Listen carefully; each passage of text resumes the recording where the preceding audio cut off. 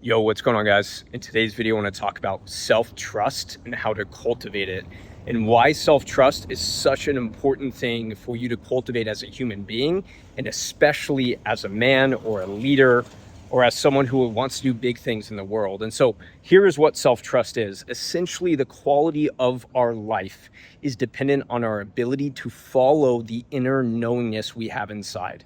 A lot of people say to follow our heart or to follow our intuition. But what are the ingredients to be able to follow your heart or your intuition? It is self-trust and it's courage. And so self-trust being the foundation to say, I think I should go live this life. Let me trust what I believe to actually go live this life that I want. And that is scary for most people. And that is the number one reason why people stay small in their life, is because they don't follow what they feel they want to do or should do or could do. And so they essentially don't have self-trust. Here's the other reason why self-trust is so important, is that if you are a leader in a relationship, if you are a man, ultimately the amount of respect that your wife is going to have is going to be a byproduct of your self-trust and your self-certainty. So if you're going to lead the relationship, when she tests you, when she pushes back against you, you're going to have to be able to pull from a resource or a rooting into yourself. You're going to have to pull from a deeper level of self-trust or self-knowingness. This is also the same thing for CEOs or leaders within companies. A whole company is trying to get you to go a certain way, and your ability to stay rooted in what you know is true for you and the company is ultimately going to determine where the company goes. Again, self-trust. So how do you cultivate it? Let's get right into it. The first thing, and this is what everyone says on the internet, this is like baseline self-development. Keep promises to yourself.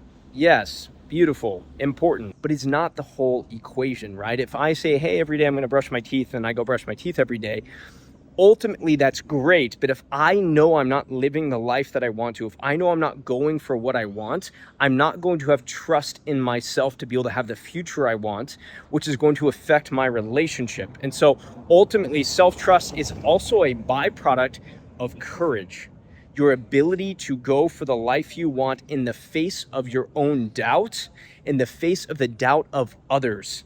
And so your ability to go for that will deepen your roots into self-trust, allowing you to have more self-confidence and self-certainty and self-power. And so that is the second thing, is self-trust, to actually go for the things you want. So having the courage to step into it. The third one is a connection with your body. And this is the reason why so much of the work I talk about is nervous system regulation and also calming and getting out of your mind and into your body. Because ultimately, the whole world is giving us information, right? We're watching podcasts, we're listening to YouTube videos, we have audiobooks, all this. We're taking in all this information. So we have all this going in our head, which makes it hard to ground into a knowingness of what we should do. The grounding into our body to know what we should do is ultimately a byproduct of our connection to our body. And so our ability to be connected to our body will allow us the grounding into self to be able to know when to trust ourselves, right? Because there's so much of life is I could go left or I could go right. Which way do I go? Do I do it now? Do I not? The way we understand that is by being connected to our intuitive knowingness in the body. A huge part of self-trust. And so how do we start to do this? How do you start to cultivate it in your life? Is start making decisions intuitively. Simple things. What should I do tonight? I got this friend and I got that friend. Let me just sit with it. Let me hear my own voice when I say it. The second one I said sounds more grounded. I'm going to go do that. And then you analyze the data. Then you see what happened. I even talk about this with guys when they're dating women, when she's like, I don't want to go do this thing. And I'm like, sit into yourself, ground into yourself and say, hey, we're going to go do this. Self-trust.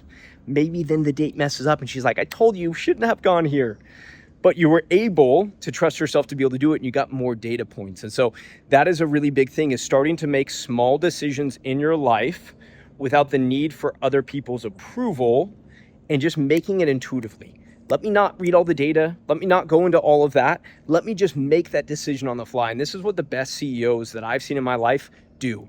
You know, Steve Jobs was great at this. He had an intuitive ability where even when the data wasn't there, he just knew this is where we should go. We are skating there. We are going to that mountain. That is that self-trust and that self-understanding. So I want to hit on these points again. We talked a little bit about the simple thing, keeping promises to yourself. Everyone knows that. And then we went a little bit deeper And we talked about actually doing the courageous things, right? Doing the things that are scary to develop self-trust. The third one, we talked about connection to the body and the importance of connection to the body for self-trust. And I want to talk about the fourth one, the willingness and the ability to speak your truth. See, when you're in that moment, maybe you're in a car with someone and some girl's talking and you know what she's saying is wrong, or you don't agree with it, but instead you go, yeah, that sounds cool. Boom, self-trust broken. A little part of you knows that you don't really believe that thing, or you're just easier to go with the flow of what everyone's saying or doing, but not actually speaking your truth. And so the fastest way to start to cultivate self-trust is by standing up for what you believe in each and every moment of the day. If someone does something and say, hey, is this cool if I do that? And internally you go, I'm not actually really cool with it. But you go, oh yeah, that's fine. Self-trust broken. It is a relationship with yourself, the ability to start to cultivate the courage to speak your truth and stand up for what you know is correct and right. This is how you start to create deeper and deeper layers of self-trust. And as you start to create these deeper and deeper layers of self-trust, what you're going to notice is you're going to have a different level of confidence in your decision-making abilities, but a different level of groundedness in your day-to-day actions as a man. It is going to be easier for you to lead. It is going to be easier for you to be in those moments of tension when it feels like the whole world's pushing back up against you and you're like, no, this is the way. I'm stepping into this. This is the way. I'm owning this. So this is how you start to cultivate deeper and deeper layers of self-trust. All right, guys, as always, much love. Get on the path. If you're not following me on Instagram, hit me on Instagram. If you're not following me and subscribed here on YouTube, definitely give me a subscription because I'm going to be dropping more content like this. Let's go get it, guys. Much love.